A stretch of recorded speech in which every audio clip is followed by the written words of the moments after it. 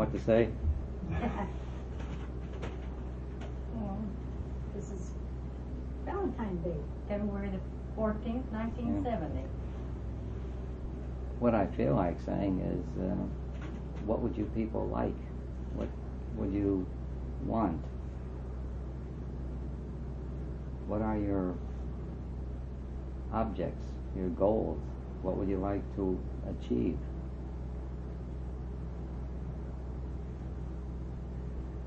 You know that. You know what we'd like to achieve. And that's But do you know what you would like to achieve? I do. Well, tell us. I know what Bob would like to achieve. He tells us all the time.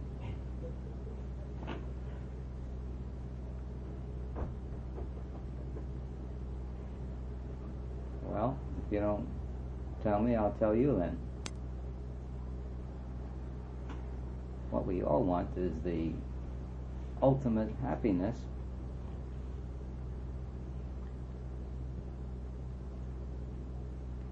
We've all been given the way to it, but why don't we have it?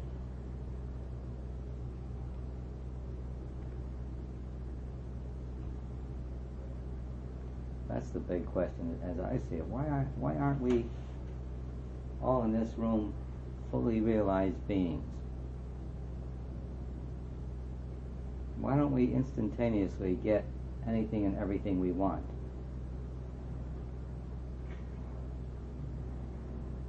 Why don't we transcend death? Because we don't believe we can do it. Yeah. Well, Lester, you say it's so easy. Now, I think I know the end product and what we want. And you told us how, but I don't find it for myself that simple. No, it is simple. What you do is complicated. You say, I don't find it simple. If you find it, it's simple, see? Mm-hmm. What you're saying is, I don't find it, really. So apparently I'm not working, well, I know I'm not giving as much time as I should. Well, how much time every day do you give to it? That's it, I don't.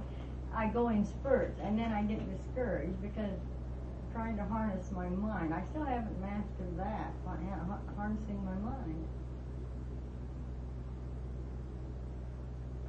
Are you giving me your answer now? See, you just gave it to me. It's simple. But what you're doing is very complicated and very difficult.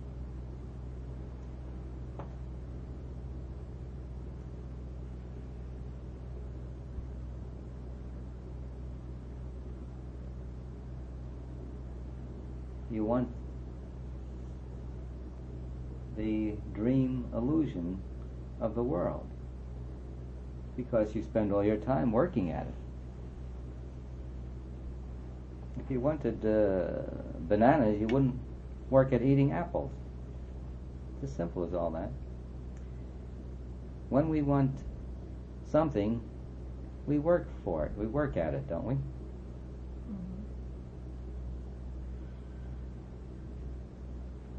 I'm not working hard enough at it. Well, what percentage of the time do you give to it? Maybe 1%. If you're giving 99% of your time to X and 1% to Y, you're going to achieve X.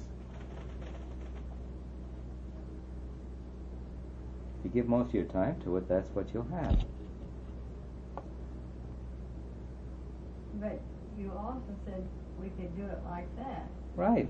It's simple. It's easy. It really is easy. When you do it, you'll see it's the easiest thing you've ever done. And, it's but just... does that take 99% of your time too? Yes. If you put 99% of your time in that direction, you'd get it. Then you'd discover the difficulty would be just as difficult as it is for you now to start searching for what sex you are. How much time would it take you to discover that you're a female? Well, I know that. How much time would it take you if you just dropped the knowledge and started looking for it? It takes no time, right? That's how much time it takes to discover your real being. It doesn't take any time.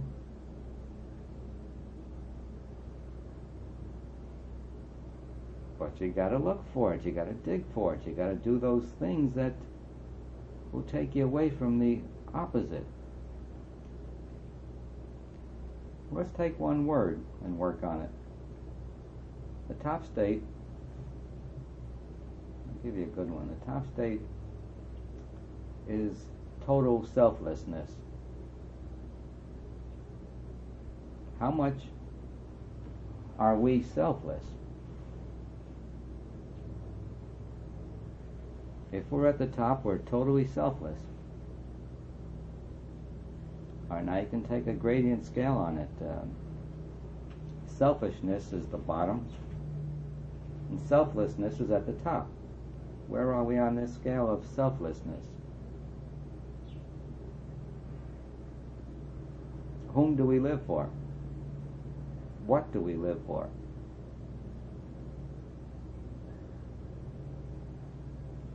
Are any of us totally selfless here?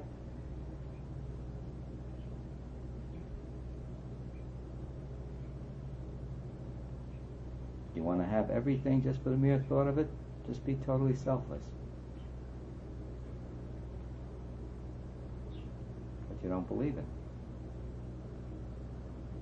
You believe the opposite direction is the way, and you get caught up in a thing called difficulties. Well, selflessness is a pretty big word, Lester. We come into this world basically so selfish that we would have to be selfless before we can know No. what it is. You'll be selfless the moment you decide to be selfless. I'll give you an easier word. The top state is desirelessness. Have you undone all your desires? Do you work every day undoing desires?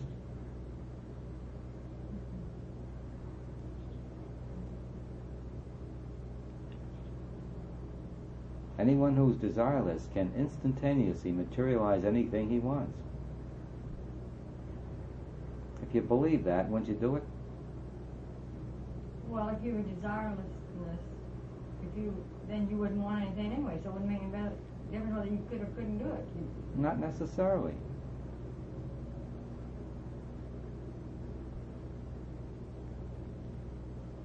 Did you ever eat when you weren't hungry? Mm-hmm. Most of the time. You ate without desire, so that's eating without desire.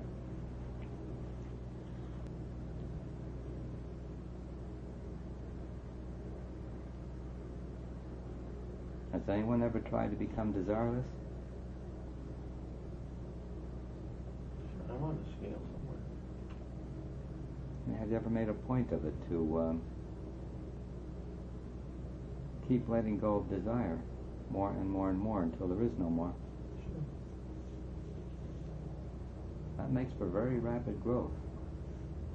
And if you're working on letting go of desire, you have to also let go of aversion, which is the same thing. Tendencies, aversion. Yeah, attachments and aversions. You know, if you have a desire and attachment, you want to hold it in here. If you have an aversion, you want to hold it out there away from you. Oh, So attachments and aversions are the same thing, but the direction is different. When you want to have it, you pull it into you. When you don't want it, you want to keep it away from you.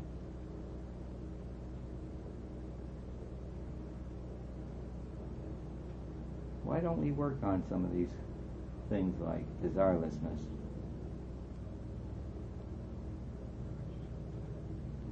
You can have anything and everything you want just for the mere thought of it by becoming desireless. And you've heard me say that when you're desireless, then you can enjoy by far more than you could when you had desire. You don't believe me. You've never tried it. Or you tried it for a certain amount and then let go of it. Forgot about it.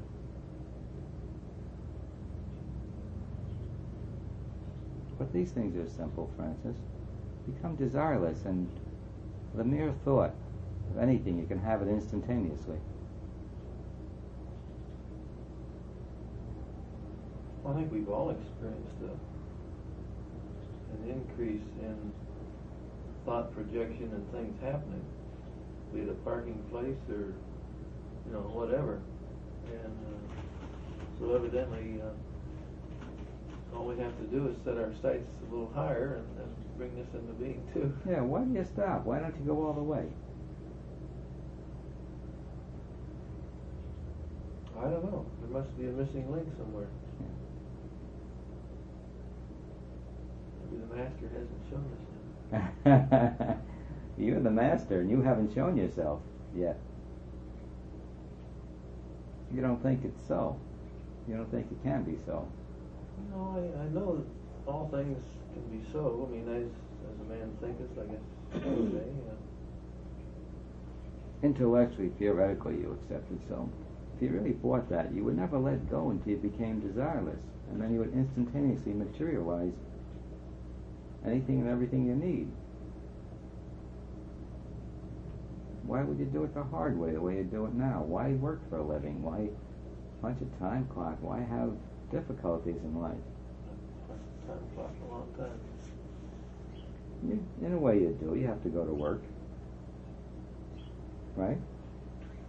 Yeah, I probably have about the freest situation of a lot of people. But it isn't free. Almost as free as you. Freest is not free. No, freedom is really... No, freedom is really not in what you're all doing. of our income is basically one of concept of the way we, what we feel we can have or whatever it is. And it should be able to be sustained without this effort. Yeah, life in most of the universe is lived the way I'm speaking about. Robins still go out and scratch for the worm, no? They just... He's like we are. No. Only not nearly so bound. He's far freer. He never worries about making a living. But he's in the physical realm too. He's in the slowest, densest realm there is. And the hardest one, hand to mouth. But I'm making a point here of why don't we go all the way and have things happen instantaneously, have a constant state of joy with never any sorrow. Why don't we do this?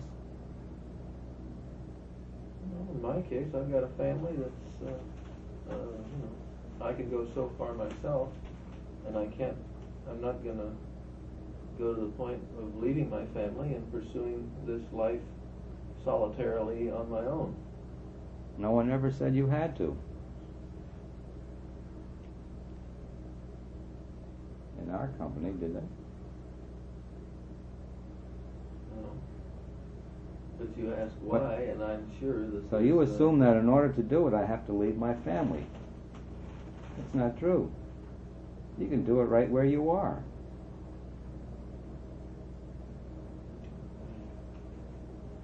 Well, I was thinking of these aversions and so on.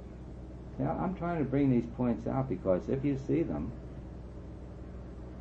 the chances are you'll let go of these obstacles that you're setting up for yourself. You'll do it someday. You're trying to do it. In your every act, you're always trying to get things done more easily, better, more of it, and so forth. But you've got to see you're not wanting it before you'll let go of your not wanting it. This is the point I'm trying to make.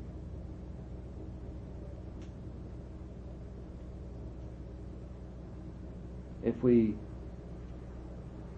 did not want it, it would very quickly be. But we're holding on to not wanting it all the time. That's why we're not getting it. Does that make sense? We're holding on to the not wanting of it, of this perfect way of living.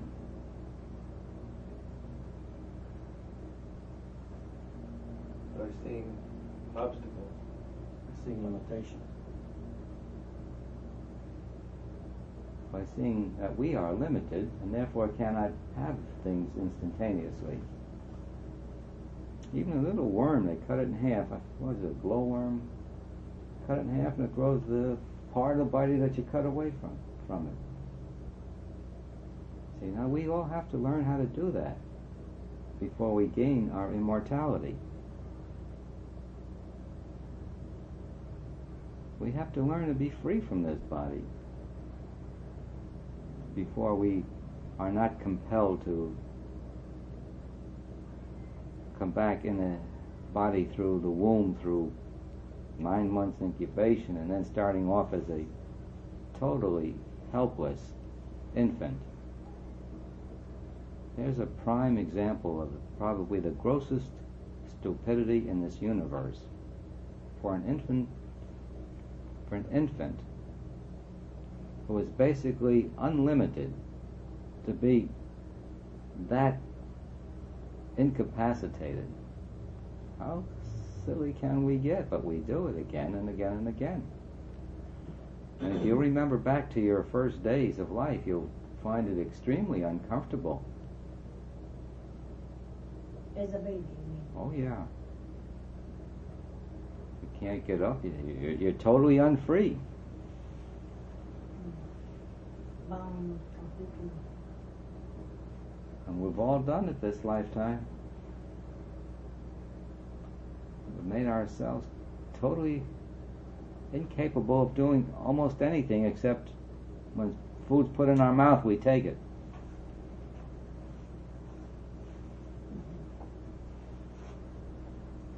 So what I'm saying is face these things, confront these things, and maybe you'll let go of them and go all the way, and you'll do it very quickly.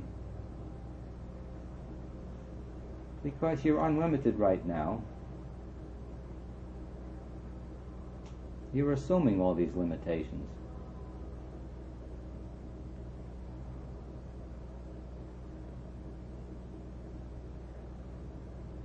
You see, I guess the thing I'm trying to get into you is the desire to go all the way. Because our growth is directly proportional to our desire for it. If we desired to be unlimited as much as we desire to be limited in the world, we'd get it very quickly. Your desire to be in the world is very intense.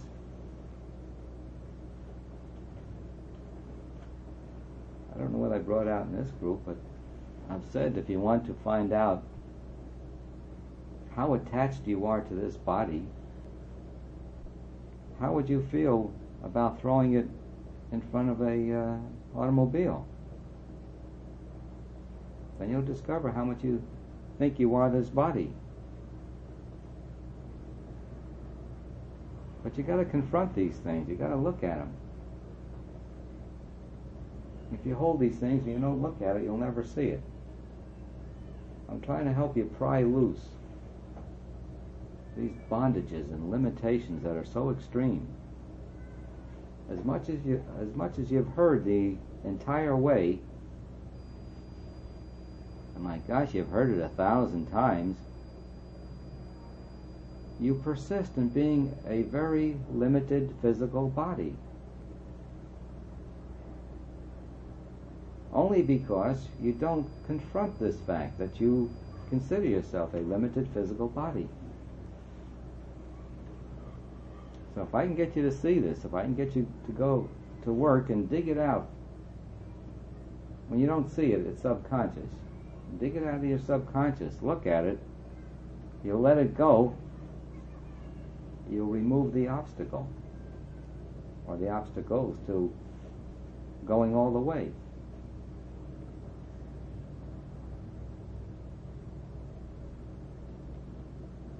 unfortunately, most of us use adversity to prod us to move forward. You're going to have it soon. Well, maybe it'll be a godsend. Maybe we'll do it then. What's coming soon? What you see out there in the world just gets more and more and more so. Look backwards, you'll see it's since the last war, life is getting more difficult, more tense, more miserable. More complicated. The world never had so much as it has now. We've got everything in this country. And we were never so unhappy, right? We get less happy as the years go by. This will keep on going until we rip ourselves apart. I'm taking the world as a unit right now. In this process, you might be able to use it to force yourself to confront yourself, to see that you're trying to hold on to this precious, awful body, which is the extremest limitation you've ever assumed. And I guess that's the reason why we arrange these things that are about to come about. I guess it takes a head-on collision to wake us up. But when it comes, you can use it. However, what I'm suggesting is do it now, and when a collision comes, you'll laugh. And you'll laugh all the time. When you let go of the bondages, you can't be unhappy. You can only be extremely happy all the time. The only thing that causes unhappiness is a limitation.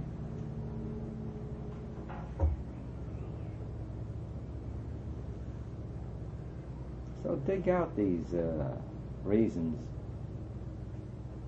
pull them out of the subconscious and confront that I want to be this body, I think I'm this body, and this body is great. And then when you confront it, then you're able to do something about it. Until then, you're on automatic, and you can't change the automatic pilot.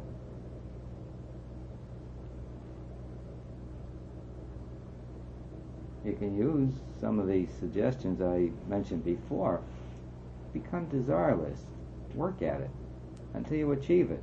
You achieve that and you'll discover that you're totally free.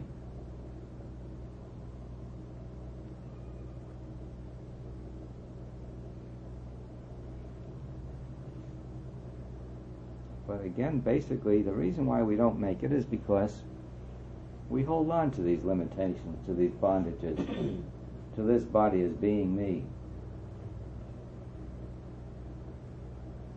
The only difference before and after is when you look through your body after, you no more see yourself as one body. You'll see yourself as every body, every atom. And you go a step beyond that, you'll see that you're not any bodies. You were never limited, that you never moved, that you were always omnipresent. How can you move?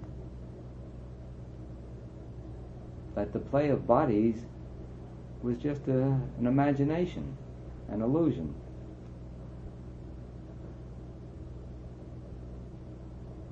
And after that, you move in the world, but you don't get caught up in thinking you're a body. You know the substance of the world as being just a dream. And then you'll see the Vietnam War just as much a war as the moving pictures of wars are. The stories that they make up, they have them on the TV every day. They have war stories. Those war stories on TV are exactly as real as the Vietnam War is real. And the Vietnam War will bother you as much as a moving picture of a war would bother you.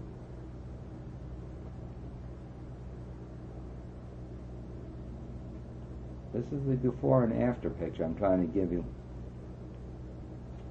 You'll let your body run its course. I'm trying to give you a little bait by saying, don't worry, you're not going to lose the body anyhow after your realization. It'll go exactly as long as you predetermined it to go. It'll go through exactly the same things it would have gone through had you not gotten realization.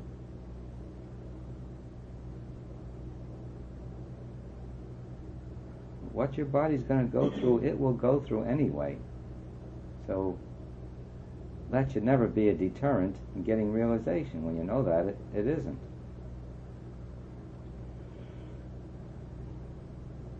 We don't need any busy little activity of, so to speak, little do-gooders, Sunday school class or whatever. This is really a diversion. Right, that's a bondage. Good and bad you have to see as being equally in the illusion.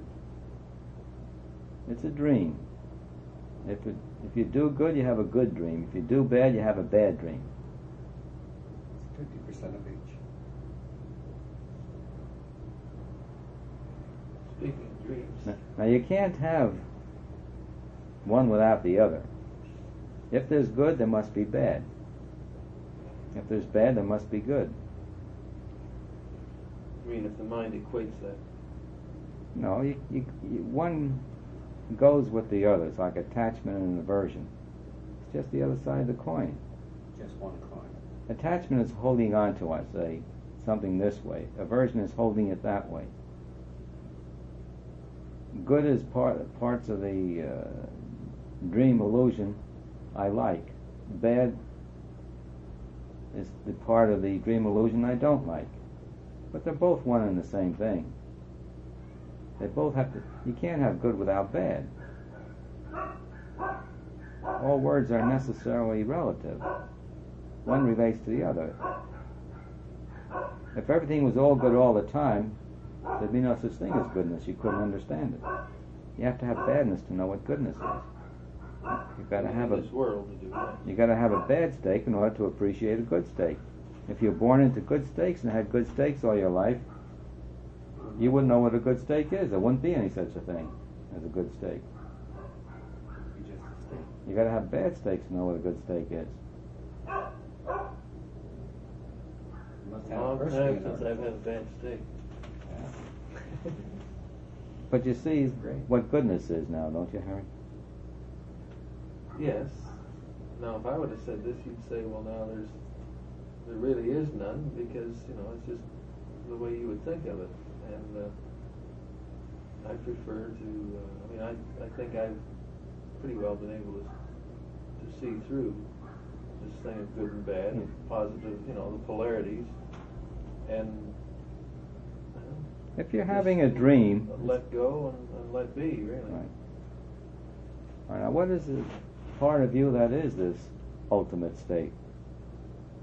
If you're always that, you're that right now, right?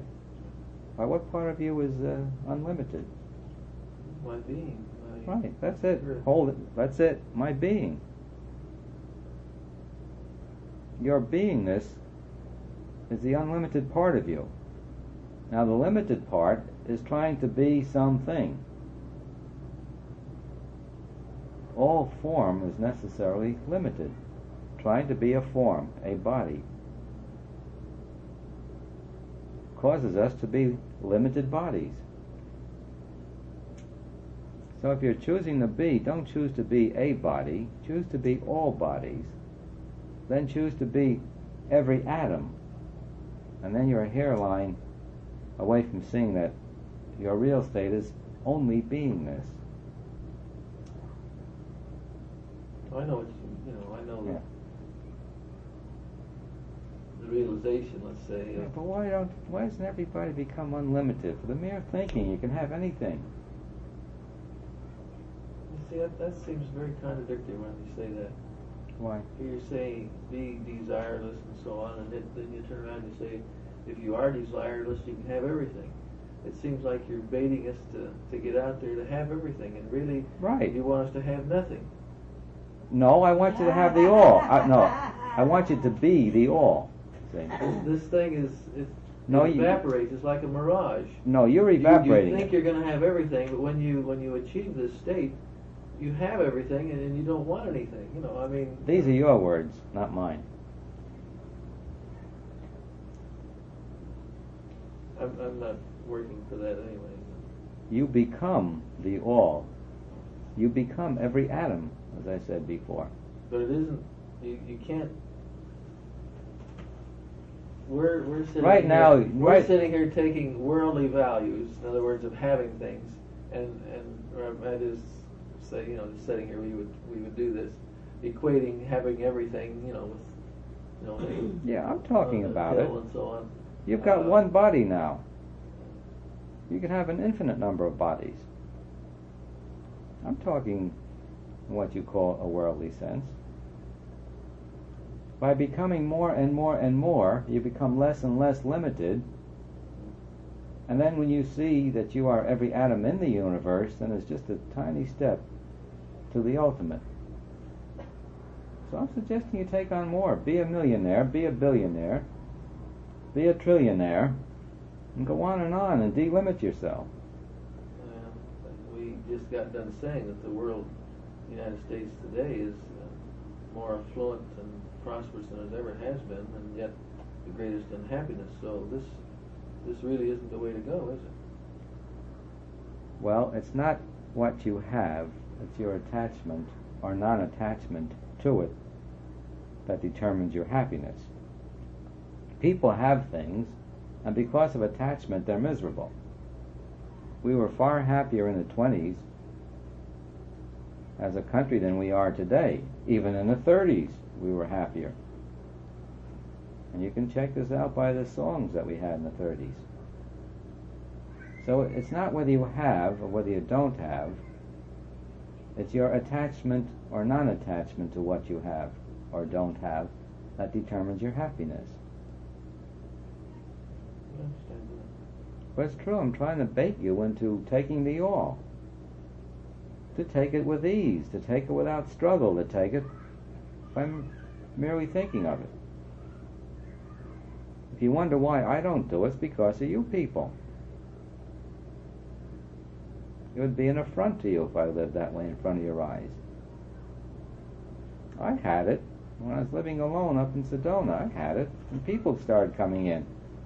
And I had to keep letting go of it, letting go of it, letting go of it, until this past year I've let go of the major part of it. I'm just almost as human as anyone else now, the way I live. Got involved in business, got involved in everything. So it's not to affront you people. If you saw me doing things instantaneously, you'd resent it.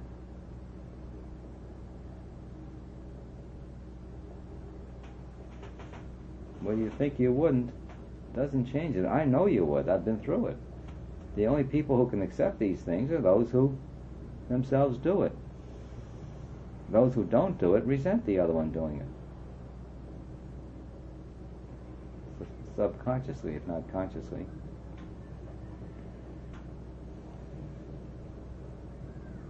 Can I bait you any more? But this is true, everything I say. Well, what are you saying? What do you want us to do Go all the way in the world? Be a millionaire. to full realization. No. That's the bait part. That's the carrot part. Play the game of getting things without money. Well, that's Of having anything and everything you want. Take all you want. Take the best. And then move on. Relatively speaking, from Ohio, things are, just about like you're saying. Yeah, you started this process, Harry. I know you're living far better, with much more happiness than when I first met you. You've used it. But now I'm saying, go all the way.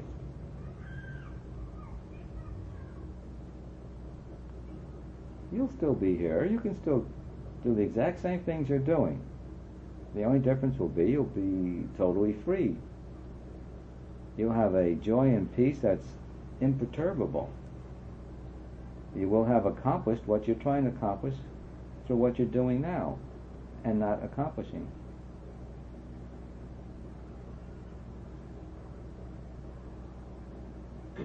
And the thing is called mainly happiness. Lester, in other words, if I could get desirelessness. In other words, my hang-up is meditation. I can't quiet my mind to meditate. That's not your hang-up. The hang-up is you got desire. That's a better one. Get rid of desires and you'll be there. You don't have to meditate. No. I've asked who I am for so long that I'm farther from knowing who I am than the first time I asked it. Get rid of desires. Completely rid of desires and you're totally free. Then you'll see yourself as every atom in the universe. And the slightest thought you put in your mind instantaneously comes about. Don't you see a desire saying, I don't have something, and making it so? I can see that. A desire is a very negative thing.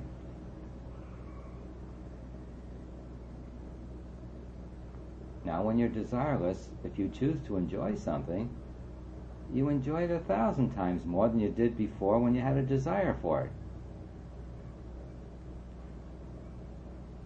Because you're free. You enjoy with freedom. Whereas before you were enjoying with a feeling of lack.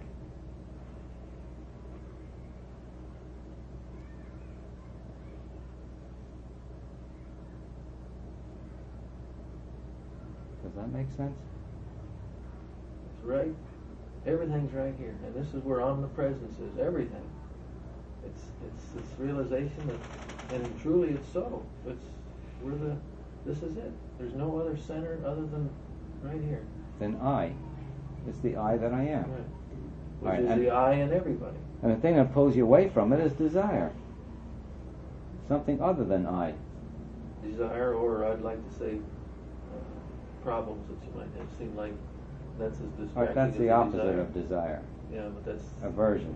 right. Okay. But that thing within us is what I like to call heaven within us. I always call heaven within me. That's what it is. And it's not within us. It is us. It is I. It's not within. It's not without. Yeah, that's true. It just is. That's all. It just is. And you can't say anything more about it unless you want to limit it. Anything you say about within and without limits it. Can't you see that? It just is, period. And you can't say anything more about it. And it is the greatest, the most terrific experience you can ever experience. And now why don't you make that all the time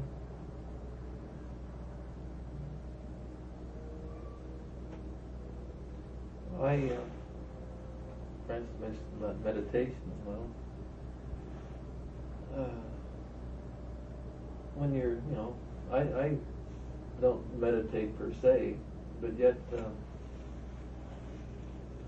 I always wonder, what's the truth? Ah. And what's behind this? And, don't meditate. This, Well, there's always this consciousness of this thing that, and I really do let go and let this thing direct me. See, meditation is fine for beginners, but you people are way beyond beginners. Meditation is just getting quiet. Much greater than that is seeking your beingness. Seeking is way beyond meditation. Oh, I think we do that all the time, don't we, Lester? I mean, isn't that just constant? No, you're constantly seeking the world, as came out before.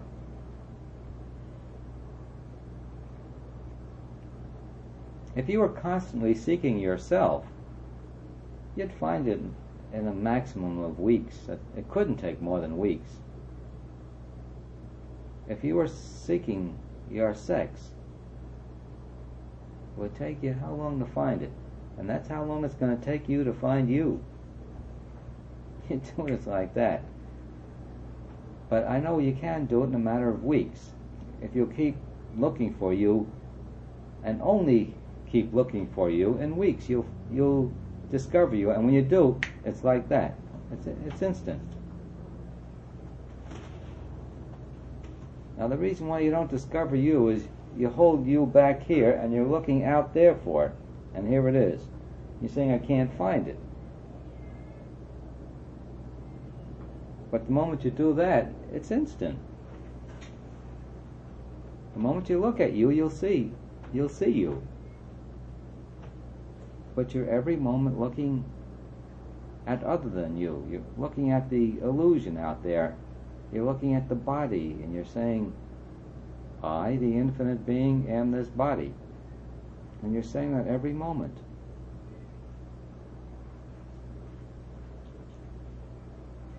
Except when you go to sleep. Then sometimes you say, I, the infinite being, am a dream body. And then you'll play act a life in the night dream state. But you're every moment saying, I am a body. See, this is the thing you've got to get to see. Now, what Harry described before was an experience of not being the body, of just being.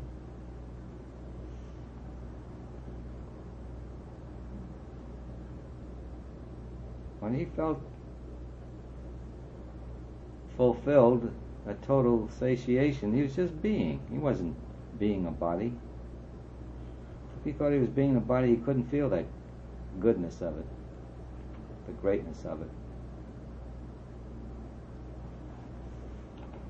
So examine these things, Francis. Look at it and you'll see that you're every moment chasing after the world, thinking you're a body that must be pampered and taken care of.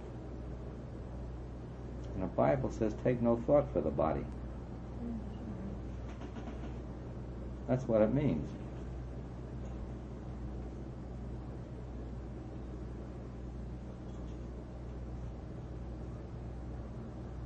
So the thing to do, well, like Harry did, experience it, make it more and more until it's only. You won't disappear. Then you have a choice. You can take things instantly or like other people are taking them. And it doesn't matter to you which way you take them. It's all the same. You achieve that state of sameness, equal-mindedness. It's a dream. What's the difference whether you get it in a matter of years or instantaneously? Once you know it's a dream, it doesn't matter. But the big difference is you're free if you can do it instantly. You've attained the peace and happiness that passes all understanding.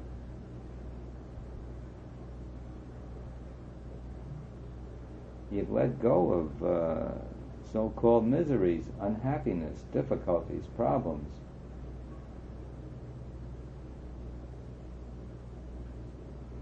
You've attained the goal.